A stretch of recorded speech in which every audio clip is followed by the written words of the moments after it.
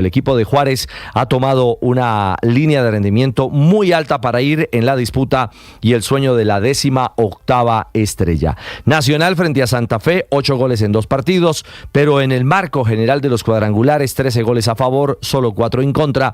Una máquina de ataque, indudablemente el que mejor fútbol está expresando en esta instancia. En esta llave, en este grupo, el Millonarios era el otro equipo metido en la pelea. Bien, empató 0-0 frente al Deportivo Pasto. Un Millo sin gol, un Falcao que encontró una ocasión rápido al minuto 10 que fue por arriba, Leo Castro que impactó una al palo, un mano a mano en el que achicó bien Diego Martínez y luego una increíble que erró el Tigre al 45+2. A propósito, reflexión del Tigre tras la eliminación de Millonarios. Bueno, hace varios años dije que voy a ir temporada a temporada. Y en este momento, en esta situación, no es momento para tomar decisiones.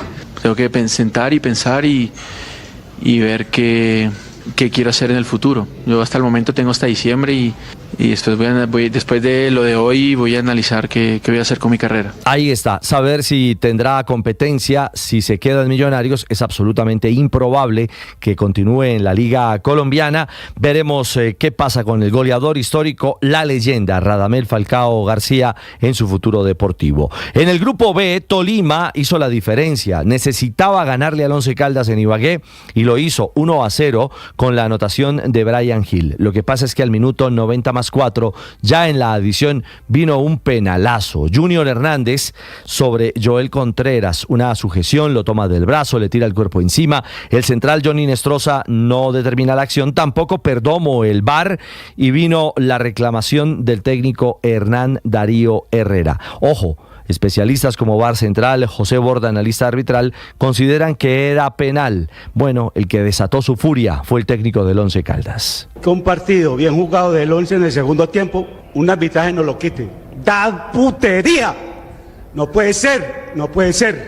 Porque nosotros hemos luchado, el Once ha luchado, el Once ha trabajado. Un señor que no pite un penal de esos, que no mire el VAR, es descaro. Que nosotros no nos han regalado nada, nosotros que no nos quiten, que no nos den nada, pero que no nos quiten. Le da uno rabia, porque es que uno luchar toda la semana para venir acá a enfrentar a un Tolima. El Tolima no tiene la culpa, no la tiene. Pero es que así no podemos. El Tolima con méritos propios llega a la gran final, es el de mejor rendimiento a lo largo de toda la temporada, así que será un lindo duelo. América se despidió ganando 1-0 frente al Junior con gol de Andrés Mosquera. Ahora la final entre Nacional y Tolima, que por tercera ocasión se repite en torneos cortos, comenzará en Ibagué, sin fecha confirmada, y cerrará en el partido de vuelta en el Atanasio Girardot en la ciudad de Medellín. Para el Tolima será su 9ª final en torneos cortos, para Nacional su 16ª final. Nacional irá, les decíamos, por su estrella 18 y Tolima buscará su 4º título en el fútbol profesional colombiano. Pero ahí de ñapa se viene este jueves la final de la Copa Betplay. Será Nacional América, juego de ida, un certamen que da cupo a Copa Sudamericana. El panorama de momento como pinta para la Libertadores, torneos internacionales de clubes colombianos en el 2025.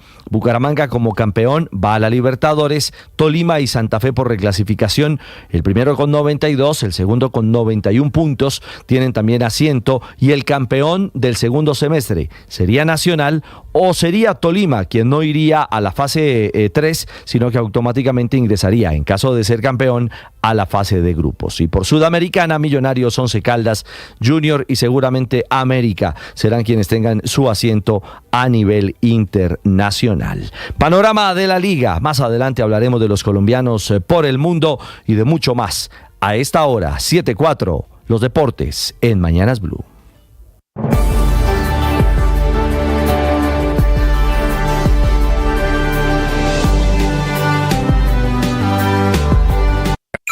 Escanea este código y suscríbete a nuestro canal de YouTube, @Blue Radio Co. Y disfruta y participa de la programación de Blue Radio. Blue Radio, le ponemos cara a la radio. Blue Radio, la alternativa. Hola, desde Voz Populi, Jorge Alfredo Vargas, aquí en Blue Radio. Época de Navidad, época de estar en familia, con los amigos, con los que más queremos, época de reflexionar, de darle gracias al Niño Dios. pensar las cosas buenas que pasaron este año y lo que aprendimos. ¡Feliz Navidad para todos y un buen 2025 desde Voz Populi! ¿Sabes lo que es crear cultura en tu hogar? Ya ves que las ciudades tienen culturas, ¿no? Y decimos, los costeños son así, los caleños son asá. Las empresas tienen cultura, uno dice, uy, ese ambiente de trabajo allá es rico, me gustaría trabajar en esa empresa. Nunca trabajaría en tal lugar. ¿Por qué? Porque el ambiente es hostil, o acá sí me gusta el ambiente. Aún en tu casa, en tu edificio, donde vivas, hay un ambiente, tu barrio tiene un ambiente. Tu cultura depende de cómo crees tu hogar. Ahora, ¿qué cultura estás creando en tu hogar? Por ejemplo, la cultura del detalle. Es algo que podemos crear, porque decimos, es que yo le celebro el cumpleaños a mi esposo y luego él no me celebra el cumpleaños a mí. Creemos equivocadamente que la relación de pareja es un ping-pong, yo doy y el otro también me da. No, mujer, vamos a crear la cultura del detalle. Por ejemplo, en esta casa es importante celebrar el cumpleaños de todos, ¿viste? Es completamente diferente. En esta casa no nos permitimos los gritos, no nos permitimos los malos tratos, y es así poco a poco como ese amor bonito se va construyendo y esa cultura de tu hogar también se va formando. Recuerda, no te aguantes ni te divorcies, hay otro camino. En Blue le ponemos cara a la radio. Gracias a ustedes.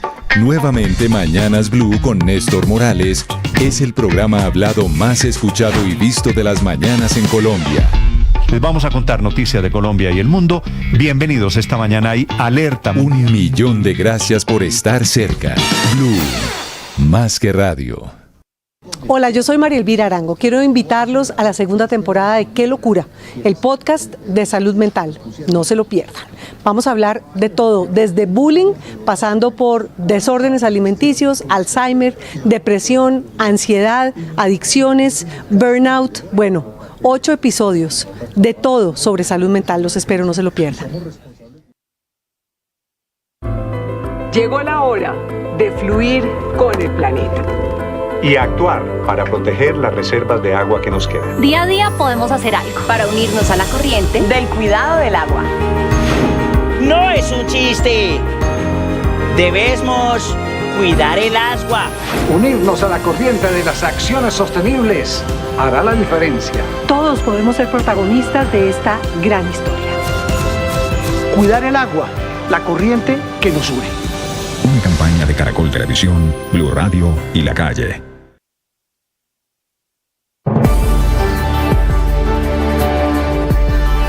Hola, ¿cómo están? Soy Juan Pablo Tibaquirá, director de Visual Radio aquí en Blue Radio. Y desde aquí le queremos desear a todos una feliz Navidad. Para muchos son regalos, para otros fiestas. Bueno, eso está bien.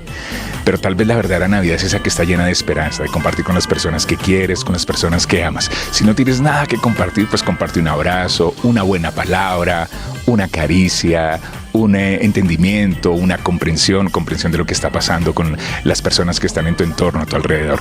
Desde aquí, desde Blue Radio, feliz Navidad para todos y espero que sigan con nosotros en este nuevo año que ya viene.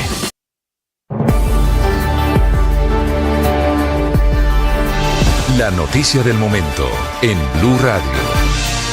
Atención, acaba de ser recapturado Pichi, alias Pichi, su nombre verdadero es Oscar Camargo. Le decían el Pablo Escobar de Santander. Este es el hombre que se voló en una medida de detención domiciliaria de una cárcel en Bucaramanga, apareció en Medellín, cuando lo fueron a recapturar, se voló.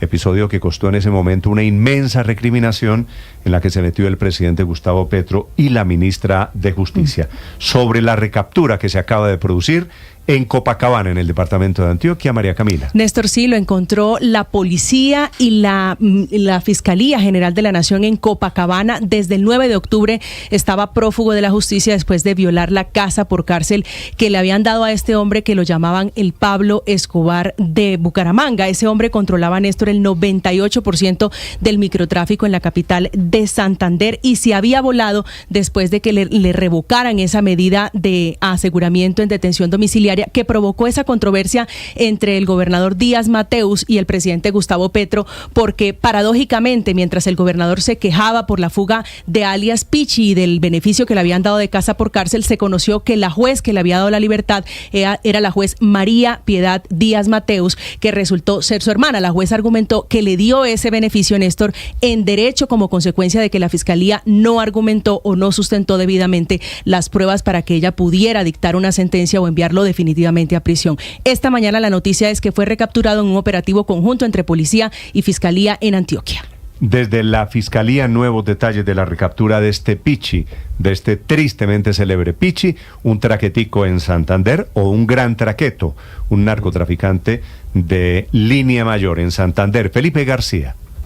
Hola Néstor, sí señor, fue recapturado este hombre en la madrugada de hoy exactamente en la vereda El Noral del municipio de Copacabana en Antioquia, como ustedes mencionaban. Se realizaron de parte de las autoridades órdenes de registro y allanamiento con fines de captura de este hombre, peligroso narcotraficante llamado Óscar Camargo Ríos alias Pichi, requerido, recordemos, actualmente por los delitos de fuga de preso y concierto para delinquir. Al momento de su captura, este hombre alias Pichi se encontraba fuertemente armado con la pistola marca 5.7, calibre 9 milímetros, 4 proveedores y 99 cartuchos de bala, la cual por supuesto le fue incautada en flagrancia por parte de las autoridades, donde lo notificaron también de su recaptura por el delito de porte, tráfico y fabricación de armas de fuego. Pero esta no fue la única captura, Néstor, que se llevó a cabo en este operativo. También que acompañaban a alias Pichi dos delincuentes, uno llamado Jason González Saavedra y Luis Carlos Pacheco Pantoja, también por el delito de tráfico, fabricación de armas de fuego, quienes se encargaban de la protección de alias Pichi, dos hombres que estaban guardándole la seguridad a este peligroso delincuente considerado como el Pablo Escobar santanderiano. Estás escuchando Blue Radio.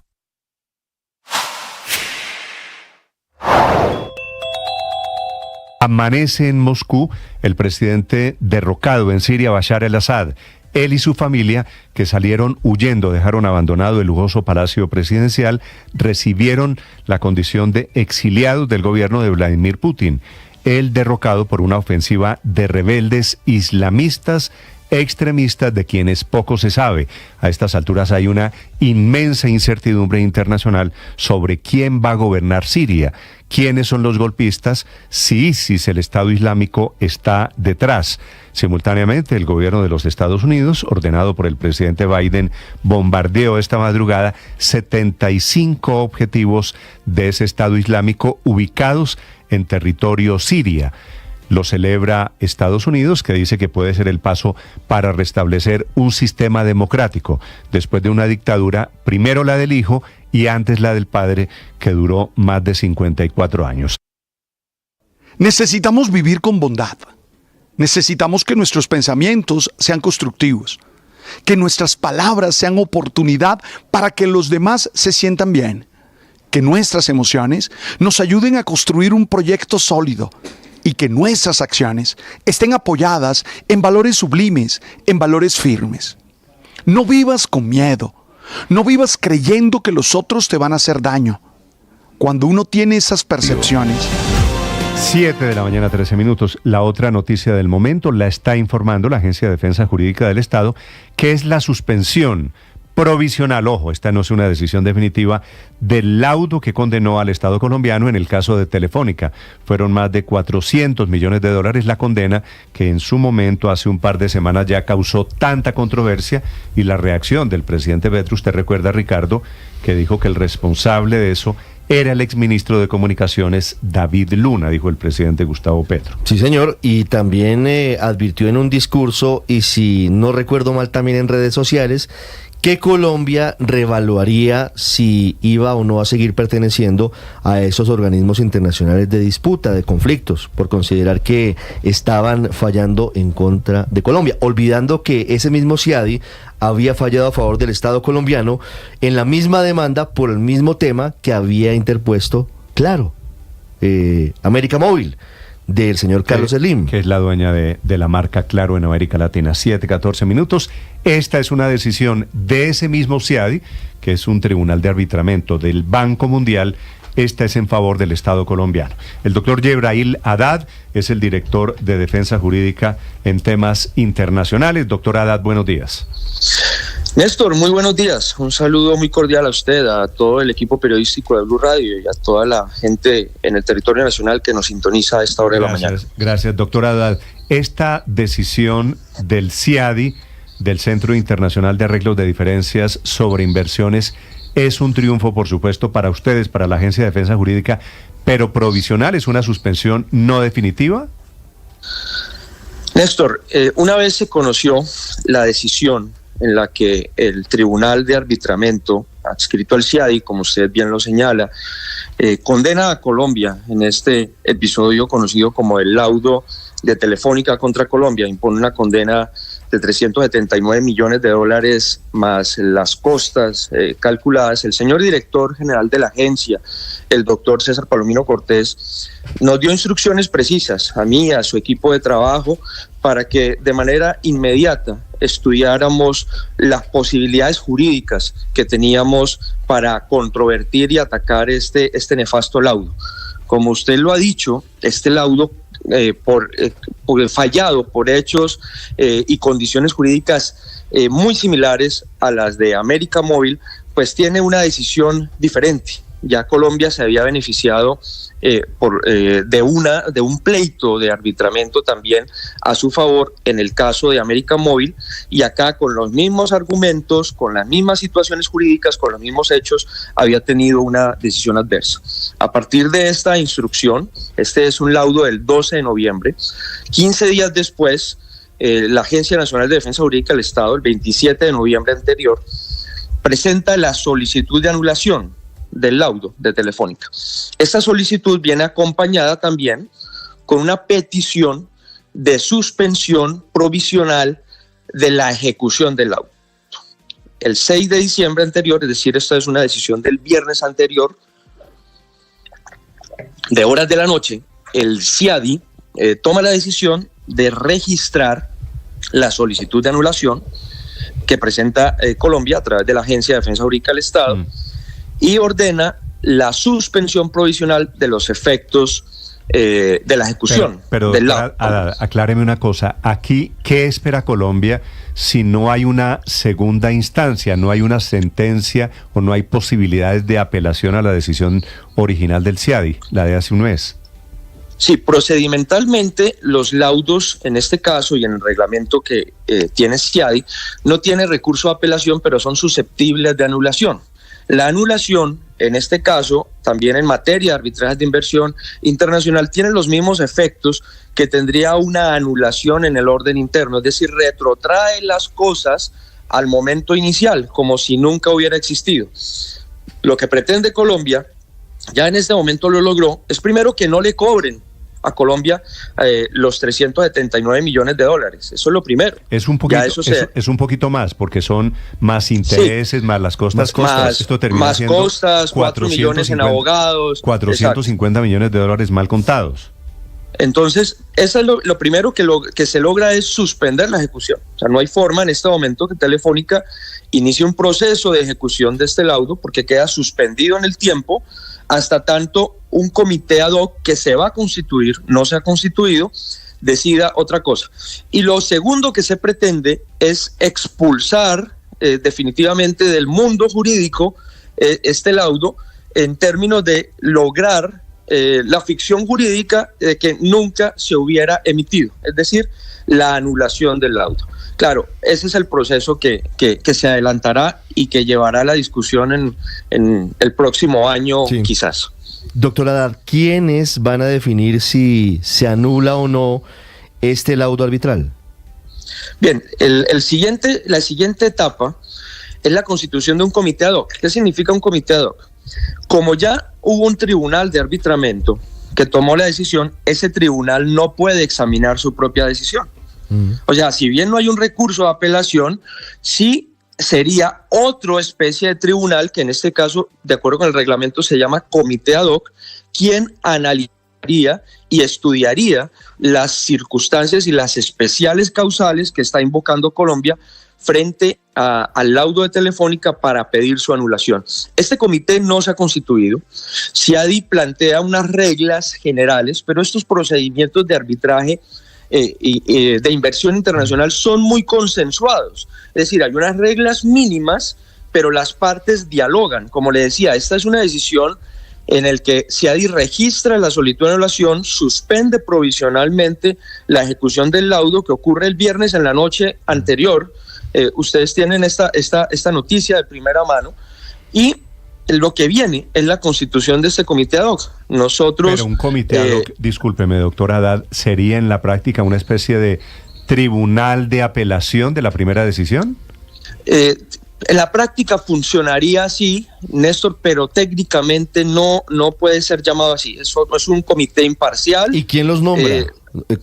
¿Colombia y Telefónica, o quién los nombra? Sí, Colombia, Telefónica, cada uno nombra uno de los, pues plantea unas condiciones, la verdad. Sí. No es que lo nombren, plantea unas condiciones. Nosotros, por ejemplo, vamos a plantear unas condiciones mínimas. Lógicamente no puede ser un árbitro de español, no puede ser un árbitro que tampoco tenga ninguna nacionalidad o una relación con los temas que se van a tocar, pues tampoco puede ser colombiano, y pues a partir de ahí que queremos que el procedimiento sea en español, no porque no tengamos gente con capacidades para hacerlo en inglés, las tenemos, sino porque pues queremos que lógicamente el debate se dé mayoritariamente en español. Entonces vamos a plantear unas condiciones para que, con fundamento en estas condiciones, escuchamos las condiciones de Telefónica y podamos ponernos de acuerdo para que el CIADI designe los mejores árbitros posibles. Si ese tribunal ad hoc anula la decisión, ¿quiere decir que debe comenzar de nuevo el estudio de la demanda de Telefónica contra Colombia? Quiere decir que Telefónica podría volver a iniciar un proceso de arbitramiento de inversión en contra de Colombia. Sí, así es. Es decir, si ese comité ad hoc, doctor Haddad, no toma una decisión a favor de Colombia, de todas formas, ¿seguiría esa posibilidad de tener que pagar esos casi $500 millones? Si el tribunal ad hoc no falla a favor de Colombia, no anula el laudo de Telefónica, en el que nosotros hemos puesto nuestro empeño, nuestra dedicación, pero no solamente eso, sino en el que Colombia tiene sólidos argumentos, porque se trata de un laudo realmente espurio.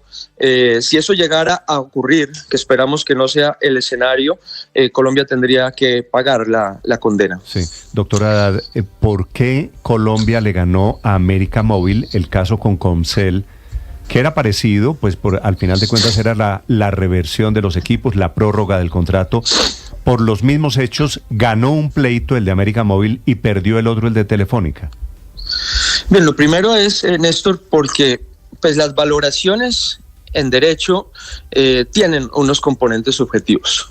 El juez, las condiciones del juez, el momento en el que esté el juez, eso pues influye de alguna manera en la decisión, y justamente eso es parte del argumento que hemos traído a colación. La decisión en América Móvil es una decisión que parte de la misma situación contractual, en la que se plantea una reversión de los activos, parte de una sentencia de la Corte Constitucional. Hay unas leyes de la República también involucradas, es decir, tenemos los mismos supuestos fácticos, pero hay unas decisiones contrarias. En este momento, en el caso de Telefónica, el tribunal consideró que Colombia había generado una violación al estándar de trato justo y equitativo. Nosotros creemos que no es así, porque el tribunal primero se tomó 3 años tomando una decisión, Néstor. O sea, desde la última vez que hubo unos alegatos, que hubo una audiencia, pasaron 3 años, pues no es lo mismo tomar una decisión. Se trata de cuando hay un procedimiento de arbitraje de inversión, se busca que esto sea expedito, se busca que haya una inmediatez en la valoración de las pruebas y no que después de 3 años vayan a mirar unos documentos. Pero digamos que eso es un elemento circunstancial acá que puede influir finalmente en la psiquis del fallador, pero lo de fondo y la decisión de fondo es que el Tribunal de Arbitramiento número 1 toma decisiones sin motivación. Hay varios argumentos de Colombia que no responde, que sencillamente pasa por alto en su defensa, que no menciona lo que mínimo que espera una persona que se somete o una nación que se somete a un tribunal de arbitramiento es que respondan, así sea para negar, pero aquí no responden para negar unos argumentos. Entre esos, por ejemplo, no es claro también si la atribución de responsabilidad que hace el tribunal de arbitramiento lo hace por razón y con ocasión de la decisión de la Cámara de Comercio de Bogotá, no lo sabemos. Si lo hace por razón de la decisión de la Corte Constitucional, no lo tenemos claro. Es decir, que no sabemos tampoco si lo hace por una decisión autónoma de la administración, en este caso de la autoridad colombiana encargada de tomar decisiones frente al contrato. Es decir, no está claro que fuera una decisión soberana del Estado colombiano y no una decisión contractual. Si fuera una decisión contractual y estuviera aprobado y clarísimo, pues tendría razón telefónica. No tendría razón telefónica, que es lo que estamos alegando. Y si fuera una decisión soberana, pues eventualmente podría tener razón telefónica, pero aquí no hay una demostración de cuál es la situación por parte del tribunal. Es decir, hay unos elementos técnicos, a eso súmele que los intereses que están cobrando es por la propia mora del tribunal, lo cual es absurdo desde cualquier punto de vista lógico, y en ese sentido pues creo que tenemos unos fuertes argumentos para lograr la anulación del laudo. Doctora Haddad, para terminar, ¿cuánto tiempo, en caso de que se dé toda la aspiración del gobierno colombiano en tiempos? Estamos hablando de que esto obviamente es una revisión casi desde cero. ¿Esto significaría otra vez cuántos años para llegar a una decisión final? Néstor, mire, es difícil establecer el tiempo, dependerá mucho de la entrega que tenga el comité ad hoc por el caso, del tiempo que tengan estos miembros del comité, de la disponibilidad de que ellos planteen para acelerar o no el caso, pero le planteo por encima algunos términos. Sí. ¿El CIADI ya aceptó que va a haber un comité ad hoc?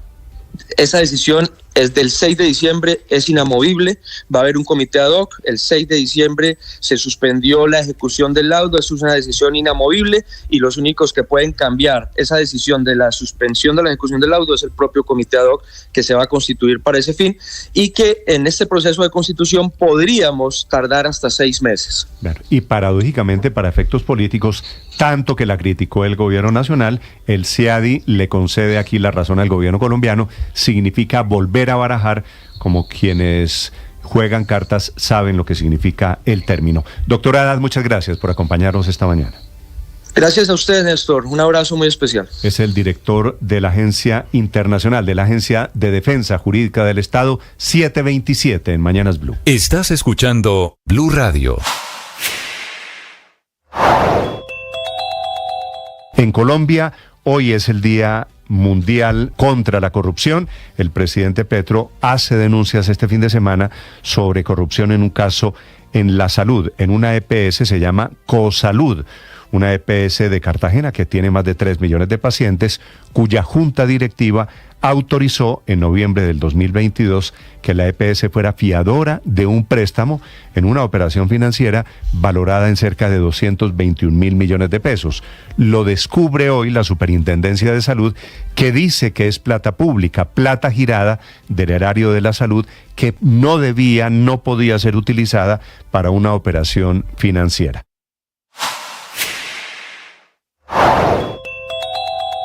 El escándalo de corrupción en la unidad de gestión de riesgo que ha salpicado al gobierno del presidente Gustavo Petro y al Congreso de la República sigue teniendo consecuencias judiciales y políticas. El próximo miércoles, la justicia definirá si envía o no a la cárcel a la exconsejera presidencial para las regiones Sandra Ortiz, quien según la Fiscalía fue la mensajera que habría entregado 3.000 millones de pesos en efectivo al entonces presidente del Senado, Iván Name, por orden del entonces director del Departamento Administrativo de la Presidencia de la República, Carlos Ramón González. Aunque Ortiz niega haber sido responsable de esa actuación y asegura que lo demostrará en juicio, la Fiscalía dice tener testimonios y peritazgos técnicos, algunos de ellos ya revelados en una audiencia, que demostrarían que la exconsejera presidencial sí habría cometido los delitos de lavado de activos y tráfico de influencias.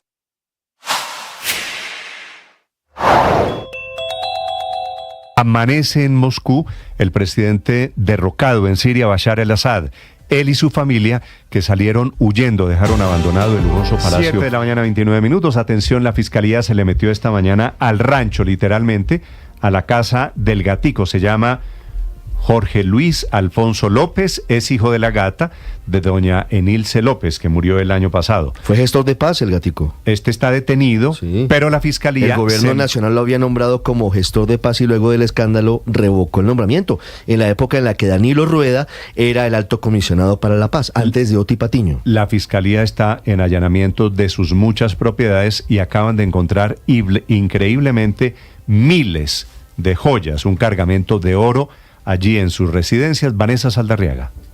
Néstor, se trata de diferentes allanamientos realizados en las últimas semanas en diferentes edificios del norte de Barranquilla, inmuebles que serían propiedad de Jorge Luis Alfonso López, más conocido como El Gatico, y ya lo señalaba usted, heredero de la llamada reina del chance de las apuestas en la región Caribe. Pues importante señalar que fueron más de 1.200 piezas de oro las que habrían encontrado en las posesiones del mismo, representadas en pulseras, anillos, relojes, gargantillas, dijes y collares, entre otros elementos. Algunos de estos, para tenerlo en cuenta, tenían incluso esmeraldas y diamantes incrustados. Lo cierto es que para este momento aún la fiscalía no cuenta con el dato exacto del valor de todo lo encontrado. Solo han dicho que son más de 1.200 joyas las que encontraron en diferentes inmuebles pertenecientes a Jorge Luis Alfonso López. Las diligencias, según información que conoció Blue Radio, se habían estado desarrollando durante el último mes en diferentes edificios, incluso del exclusivo sector cercano al Parque Rosado, donde, recordemos, viven diferentes políticos y también reconocidos empresarios de la ciudad de Barranquilla. Un dato importante a tener en cuenta es que la fiscalía acudió ante un juez de control de garantías para obtener medidas cautelares con fines de comiso sobre estos elementos incautados, y es que están en este caso investigando todo lo que habría heredado Jorge Luis Alfonso López de su madre, la fallecida Enilce López, ni de posibles nexos que tendrían con el clan del Golfo en medio de su injerencia en la costa norte colombiana. Escuchemos lo que dice al respecto la fiscalía. En ese sentido, en articulación con la DIJÍN de la Policía Nacional, se realizaron diligencias de registro y allanamiento en inmuebles ubicados en varios puntos de Barranquilla. En los procedimientos se incautaron 1.200 joyas y láminas de oro. Estos elementos habrían sido adquiridos para legalizar recursos provenientes de diferentes conductas delictivas que presuntamente heredó el exalcalde de Magangué luego de la captura de su madre, la hoy fallecida Enilce López. Y es que a esto se le suma que también le encontraron documentos, computadores y memorias USB con información que están siendo analizados. Es clave señalar que Jorge Luis Alfonso López hasta la fecha ha estado realizando diferentes maniobras judiciales para lograr una medida de detención domiciliaria. Sin embargo, hasta el momento se encuentra con hospitalización a partir de lo que él ha señalado es un deteriorado estado de salud que lo mantiene en estos momentos en un hospital al norte de Barranquilla, Néstor. Se me da la impresión de que esa es la jugarreta de ellos, jugar a que están enfermitos. Lo mismo hacía doña Enilce López. Hoy es día de operativos. Cayó Pichi, les recuerdo, esta mañana, en las propiedades del Gatico, bañado en oro. ¿Para qué quiere usted 1.000 y pico de joyas? Bueno, ahí está o sea, cambia de joyas todos los días durante 3 años. Todas las joyas eran para legalizar la plata, claro, es decir, compraba joyas. El vehículo para camuflar el dinero producto de las apuestas ilegales. Recuerde, principalmente en Bolívar. Joyas y relojes. Eso vale, obras de arte. Esto que acaban de descubrir vale una plata muy grande. Y la otra captura del día es la de Bobby, uno de los jefes del Tren de Aragua. Lo conocían bien en Chile, en donde era el hombre más buscado, estaba escondiéndose aquí, en Colombia. Desde la Policía Nacional, desde el Gaula de la Policía Nacional, Nicolás Rodríguez. Hola Néstor, buenos días para usted, para todos los oyentes. Efectivamente, como usted lo dice, este fin de semana se confirmó la captura de Carlos Francisco Gómez Moreno, alias Bobby, quien es o era la mano derecha de alias Niño Guerrero. Él contaba con una orden de captura con fines de extradición por los delitos de secuestro, homicidio selectivo y tráfico de drogas. Pero para ampliar en detalle, nos acompaña el coronel Elber Vicente Alfonso, quien es director del Gaula de la Policía Nacional, quien entregó hace pocos minutos detalles de esta captura. Coronel, iniciemos con este punto interesante. Él tenía 3 nacionalidades, colombiana, chilena y venezolana, que era uno de los cabecillas del Tren de Aragua y que se movía muy fácilmente por estos territorios. Bueno, permítame presentarle cordial y respetuoso saludo a Néstor, a toda su mesa de trabajo, a todo el pueblo colombiano que hoy nos escuchan. Indicarle que este operativo estuvo liderado por el propio señor director general de la Policía Nacional, el director general de la Policía de Investigaciones de Chile, la señora fiscal general. Y realmente aquí lo que queda en evidencia es las capacidades de la institución y sobre todo ese trabajo articulado con nuestros homólogos de Chile. Indicarle, y lo mencionaban ustedes acertadamente, era el delincuente más buscado en Chile precisamente por lo que representaba. Nos lo manifestaba anoche nuestros homólogos que arribaron acá en Colombia, que es el responsable del 96% de los secuestros, de los homicidios selectivos y el tráfico de drogas en ese país. Néstor, lo escucha el coronel Elber Vicente Alfonso. Gracias, Nicolás. Hola, coronel, buenos días. Néstor, muy buenos días, un gusto saludarlo. Coronel, ¿le entiendo que ya llegaron los chilenos a reclamar a este Bobby? Efectivamente, ellos vienen a notificarle esa orden de captura con fines de extradición por los delitos que mencionaba anteriormente: secuestro, homicidio selectivo y tráfico de drogas. Él es el cabecilla principal del Tren de Aragua en ese país, hombre de confianza y quien venía dinamizando todo este andamiaje criminal en ese país. ¿Y hay tratado de extradición entre Colombia y Chile, coronel? Sí, ya inician todos los trámites, ahora inician todos los trámites administrativos para solicitarlo en extradición. Importante señalarle que este sujeto tiene las 3 nacionalidades, tiene colombiana, venezolana y chilena, lo que le facilitaba de una u otra forma evadir el control de las autoridades. Por eso, aproximadamente hace 8 meses, nos lo mencionaban, ellos tuvieron información de que salió de Chile y se estaba moviendo entre Colombia y Venezuela. Y nosotros... ¿Él era venezolano? ¿Es venezolano? Es venezolano. De nacimiento venezolano, pero nos dice el coronel que tenía las 3 nacionalidades. Efectivamente, coronel, nacimiento venezolano, tiene las... ¿Se devolvió a Colombia porque estaban a punto de cogerlo en Chile? ¿O era normal que se movilizara entre Colombia y Chile, coronel? Ellos venían haciendo un trabajo bien importante en Chile. Hace aproximadamente 4 meses acudieron a nosotros, intercambiamos una información y eso es lo que nos permitió a nosotros enfocar todos nuestros esfuerzos acá en la parte investigativa, en la parte de inteligencia, un trabajo muy importante técnico de ingeniería social que logramos determinar que se estaba moviendo en esa zona limítrofe de Cúcuta y Los Patios con Venezuela. Coronel, estos delincuentes del Tren de Aragua que están viajando permanentemente entre Chile, Colombia y Venezuela, ¿vienen, regresan a Colombia o viajan a Chile vía aérea o ellos viajan por tierra? No, utilizan vías terciarias precisamente para evadir estos controles. ¿Por tierra?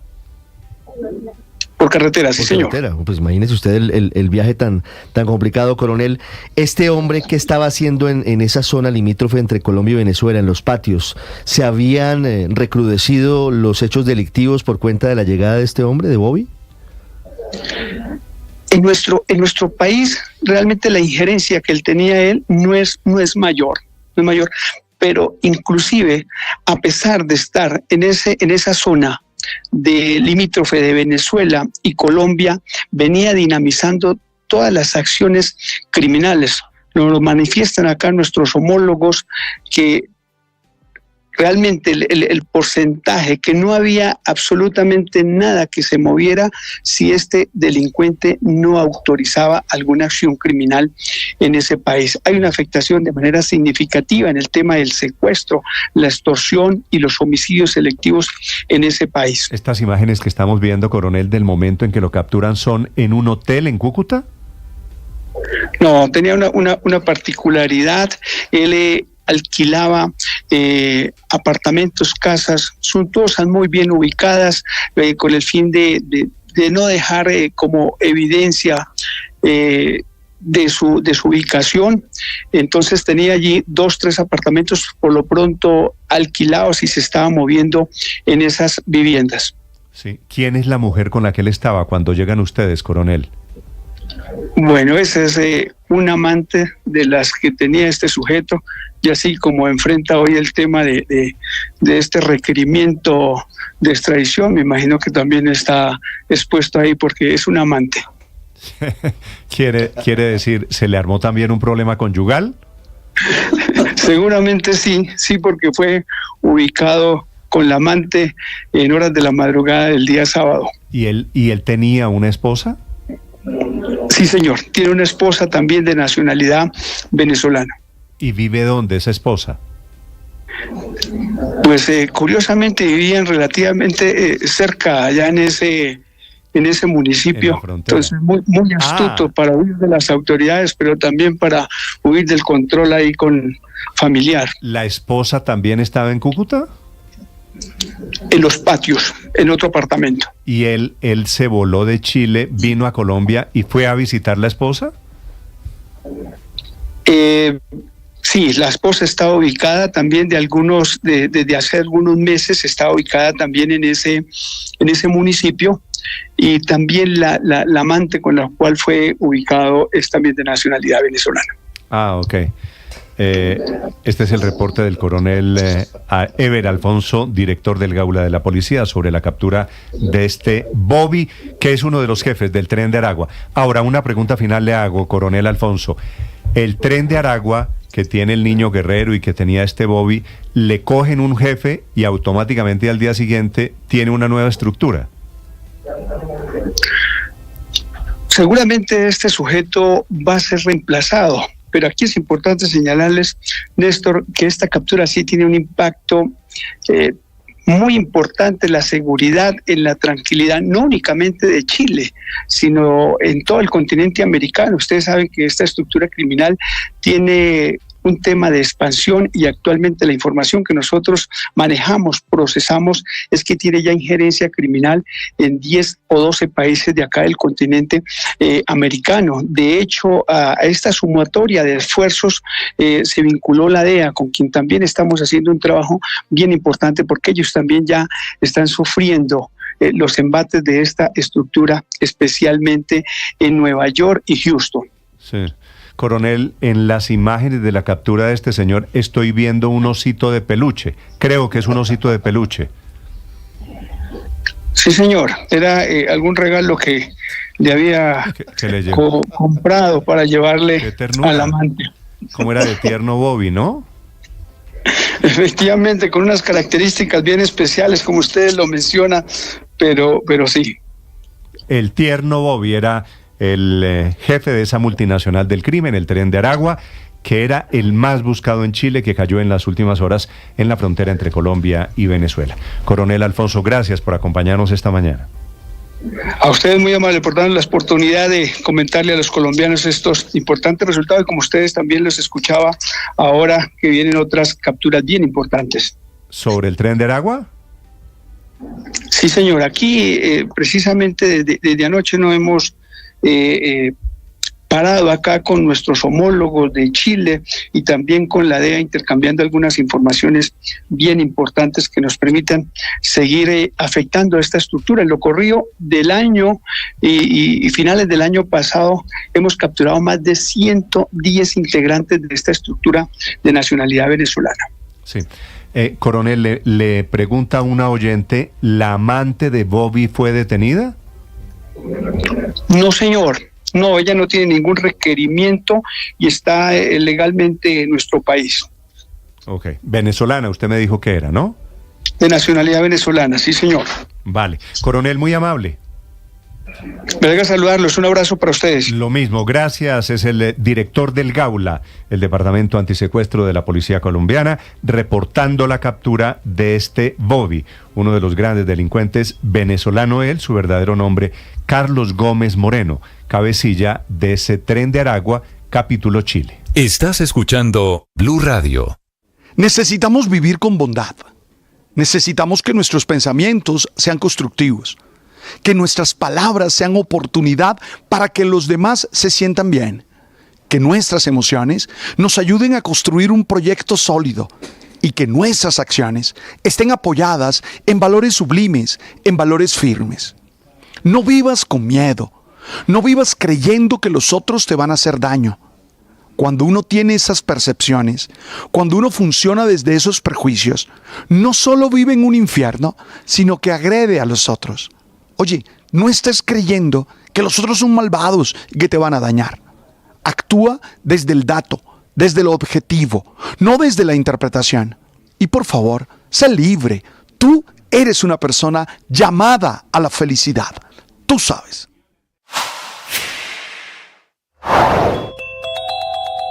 En Colombia, hoy es el Día Mundial contra la Corrupción. El presidente Petro hace denuncias este fin de semana sobre corrupción en un caso en la salud, en una EPS, se llama Cosalud, una EPS de Cartagena que tiene más de 3 millones de pacientes, cuya junta directiva autorizó en noviembre del 2022 que la EPS fuera fiadora de un préstamo en una operación financiera valorada en cerca de 221.000 millones de pesos. Lo descubre hoy la Superintendencia de Salud, que dice que es plata pública, plata girada del erario de la salud, que no podía ser utilizada para una operación financiera.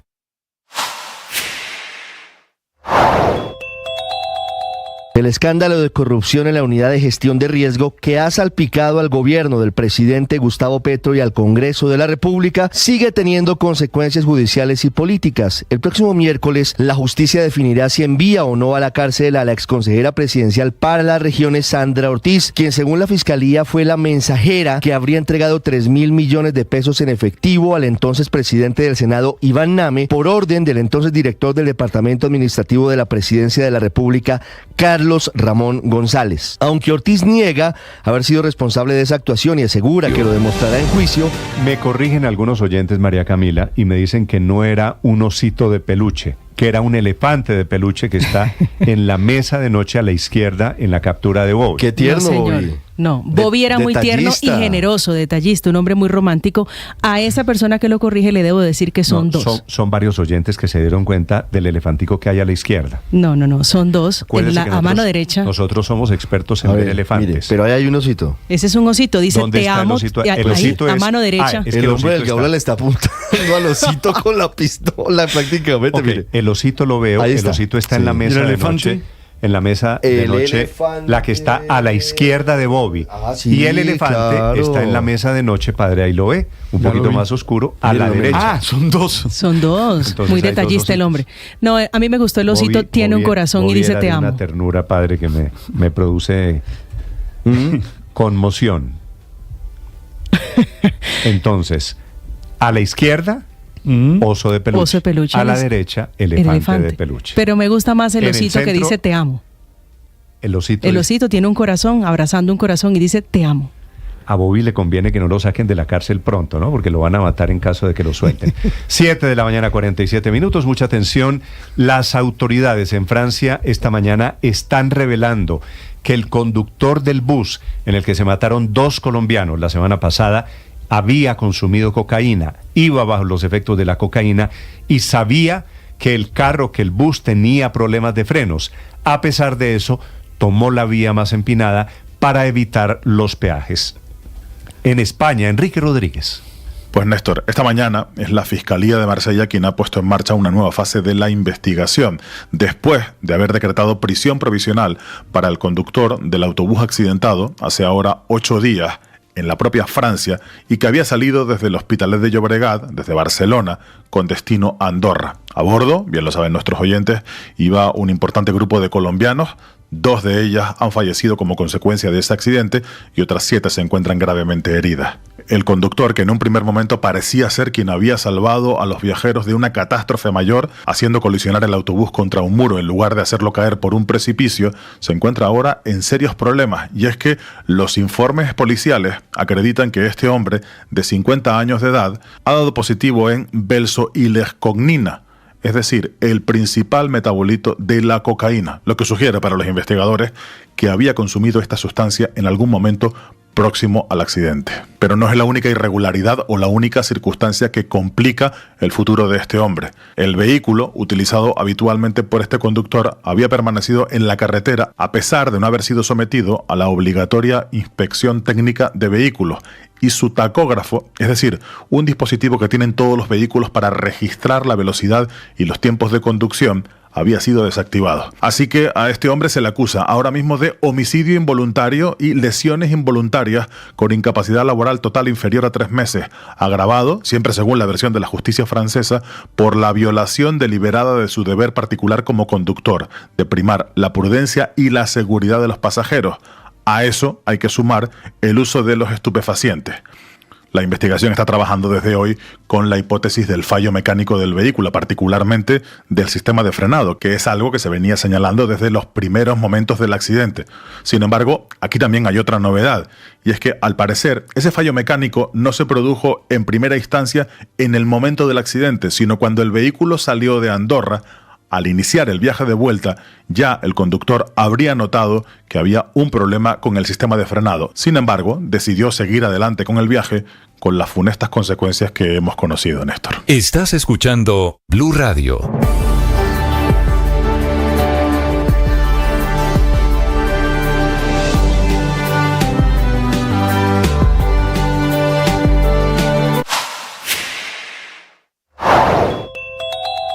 Increíble lavada de manos de ese comité de desaparición forzada de Naciones Unidas, que la semana pasada se inventó que había 20.000 cuerpos en un hangar del aeropuerto El Dorado. Le han pedido todos, el gobierno, Naciones Unidas, le pidió al comité que corrigiera. Ahora el comité dice que no corrige porque fue cifra entregada por alguien del gobierno que todavía no se sabe quién. Y que ellos, esto sí es cierto, le entregaron el informe al gobierno un día antes de hacerlo público, y el gobierno en esa reunión, y no se sabe con quién fue, tampoco dijo nada o no les pareció grave. Nadie se preguntó increíblemente cuál era el cuento de los 20.000 cadáveres en el aeropuerto El Dorado, cadáveres que, sobra decirlo, no aparecen. 5.2% de inflación anualizada en el país. Esta Costo de vida es que Blue, sigue y gracias a más Dios que perdiendo radio. impulso y que avanza a... La EPS cuestionada por el gobierno, por el presidente Petro en particular este fin de semana, todo el fin de semana, se llama Cosalud, que es una empresa con una presencia muy fuerte, especialmente en el Caribe colombiano. Nació en Cartagena. Cosalud tiene una junta directiva en donde hay unas personas que al presidente Petro no le gustan, y el presidente Petro comienza a mezclar un tema con el otro, que es la oligarquía, que son los hermanos, los hijos, los familiares de quienes están en esa junta directiva. Cosalud es una cooperativa que sirvió como garante de un crédito de una empresa que se llama Cosalud Inversa, un crédito por 221 mil millones de pesos. El crédito no fue pagado y fue cobrado a la EPS, y allí es donde dice el informe de la Superintendencia de Salud, hay un hallazgo, una irregularidad, que es la que denuncia el presidente Petro. El presidente Petro, que por otro lado pide investigación de las autoridades, él ya está condenando aquí a los responsables. César Negrete es uno de esos miembros de la junta directiva, una junta integrada por... Ricardo, aquí hay unos empresarios importantes.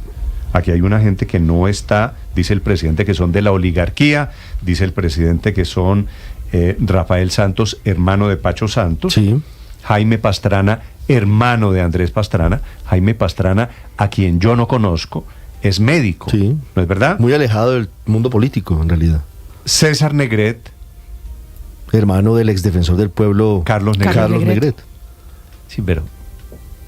Sí, pero, no, claro, lo que pasa es que el presidente intenta construir la hipótesis que siempre ha sostenido, de que además los matricula a todos en el sector político del uribismo. Dice que son uribistas todos. Pero además él tiene la teoría de que la reforma a la salud que él ha planteado sin consensos al Congreso se ha hundido porque, según la teoría del presidente, hay familias poderosas que están viviendo de los recursos de la salud y no les interesa que haya una reforma. Esa, repito, es la teoría del presidente Petro. Claro, como la EPS recibe plata, claro, es que vía unidad de pagos por capitación, Estado, claro, plata del Estado para la salud, entonces el presidente dice, la plata que se perdió en el préstamo que avaló Cosalud es plata de la salud de los colombianos. Y esos 200.000 millones de pesos, según la teoría del presidente Petro, simbolizan la corrupción en el sistema de salud en Colombia. Uno de los integrantes de la junta directiva es el doctor César Negret, que es un abogado, además fue gobernador del departamento del Cauca. Doctor Negret, buenos días. Buenos días, doctor Néstor. Muchas gracias por tenerme en su programa. Gracias a los demás panelistas. Doctor César, quisiera preguntarle primero, ¿qué es Cosalud? ¿Quién lo llamó a usted para que hiciera parte de esta junta directiva?